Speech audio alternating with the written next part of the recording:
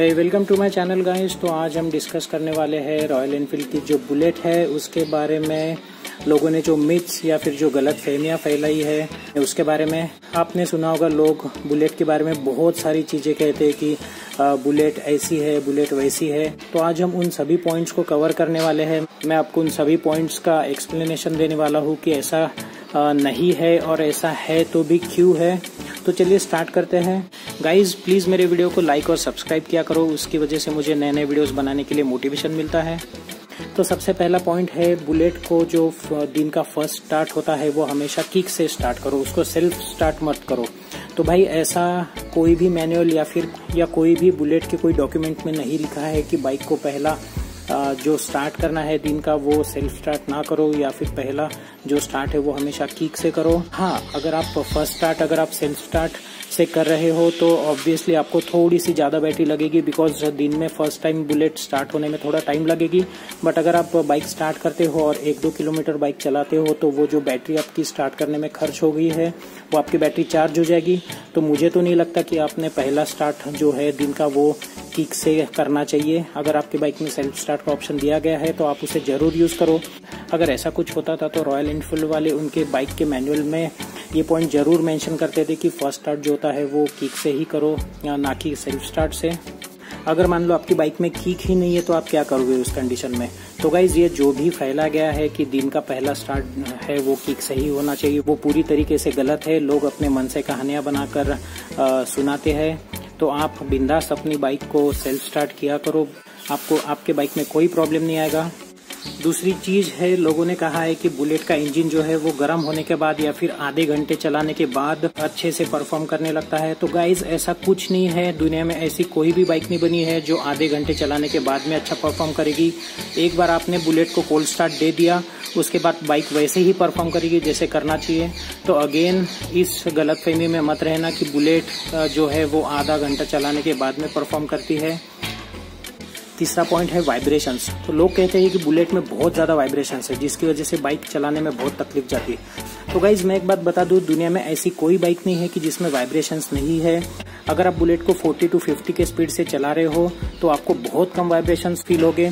हाँ, बुलेट में वाइब्रेशंस जरूर है, उसका रीज़न है बुलेट का long stroke engine. But again ये बात बुलेट को यूनिक बनाती है बाकी के बाइक से, बिकॉज जो बुलेट का जो लॉन्ग स्ट्रोक इंजन है उसी की वजह से बुलेट के थम्स आपको मिलते हैं जो कि बाकी के बाइक्स में नहीं मिलते। तो गाइज ये जो बात बुलेट के बारे में फैलाई गई है कि बुलेट में वाइब्रेशंस है, हाँ ये कुछ हद तक तो सही है, लेकिन अगर आप बाइक को 50 to 60 के स्पीड से चलाते हो तो आपको बहुत कम वाइब्रेशंस फील होंगे। चौथी चीज है, उल्टे गियर वाली बाइक ज्यादा अच्छी थी सीधे गियर वाले से। हर एक बाइक की अपनी अपनी एडवांटेजेस और अपने अपने डिसएडवांटेजेस होते थे। बुलेट का जो सीआई इंजन आता था उसमें राइट हैंड साइड के गियर्स आते थे और लेफ्ट हैंड साइड में ब्रेक आता था। तो गाइज ये उस टाइम की टेक्नोलॉजी थी, उस टाइम पे रॉयल एनफील्ड ने कुछ तो सोच के ये इंजन बनाया होगा। बट अगेन जो नई बुलेट्स है जिसके लेफ्ट हैंड साइड में गियर्स है उसकी अपनी कुछ अलग खूबियां है। वो बुलेट के पिकअप बोलो या परफॉर्मेंस बोलो, माइलेज बोलो, ये सब चीजें ओल्ड बुलेट से ज्यादा अच्छी है। तो मैं तो इस बात से जरा भी सहमत नहीं हूँ कि जो ओल्ड बुलेट थी वो नई बुलेट से अच्छी है। अगर आप ड्यूरेबिलिटी की बात करें, अगर आप परफॉर्मेंस की बात करें, अगर आप माइलेज की बात करें तो ये सभी चीज़ों में नई वाली बुलेट है वो ओल्ड बुलेट से ज़्यादा अच्छी है। पांचवी चीज़ है, उल्टे गियर वाली बाइक चलाने में बहुत मुश्किल थी। तो गाइज ये जो मेरे सामने उल्टे गियर वाली बुलेट है ये चलाने में थोड़ी कंफ्यूजिंग तो ज़रूर है। अगर आप कोई नॉर्मल बाइक चला रहे हो और अगर आप तुरंत ओल्ड बुलेट पर शिफ्ट होते हो तो आपको ज़रूर थोड़ा सा कन्फ्यूजन होगा, आप ब्रेक के बजाय ज़रूर गियर डालोगे।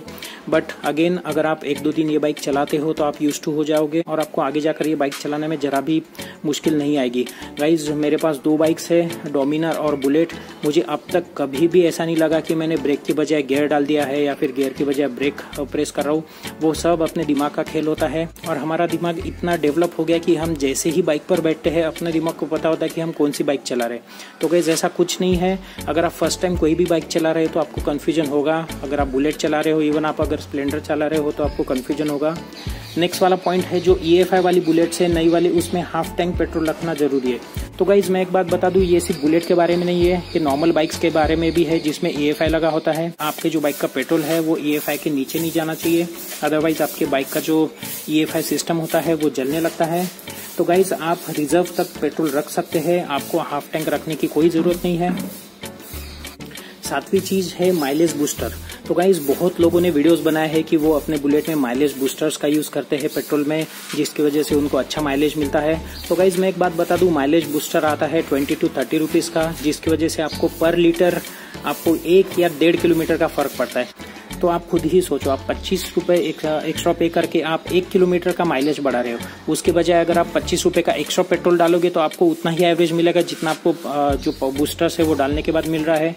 दूसरी चीज, जो आप माइलेज बूस्टर्स यूज कर रहे हो आपके पेट्रोल में, उसकी वजह से आपके बाइक के इंजन में क्या फर्क पड़ रहा है वो आपको नहीं पता। वो आपको तो लॉन्ग रन के बाद में ही पता चलेगा, जब आप बाइक 25-30 हजार किलोमीटर चलाओगे। तो गाइस जैसे कि मैं हमेशा मेरे वीडियोस में बताता हूँ, आप आपकी बाइक के जो ओरिजिनल सिस्टम है उसके साथ कभी खिलवाड़ मत करना, बिकॉज आगे जाकर उसका क्या परिणाम होने वाला है वो आपको नहीं पता। तो गाइज ये थे कुछ मिथ्स जो बुलेट के बारे में फैलाए गए हैं। आई होप मेरा ये वीडियो आपको पसंद आया होगा। मेरे वीडियो से आपको कुछ इन्फॉर्मेशन मिली होगी, जिसकी वजह से आपके जो पुराने ख्यालात थे बुलेट के बारे में वो जरूर बदल जाएंगे। अगर मेरा वीडियो पसंद आए तो please like and subscribe my channel. मैं आपके लिए नए नए वीडियोस लाते रहूंगा। Thank you.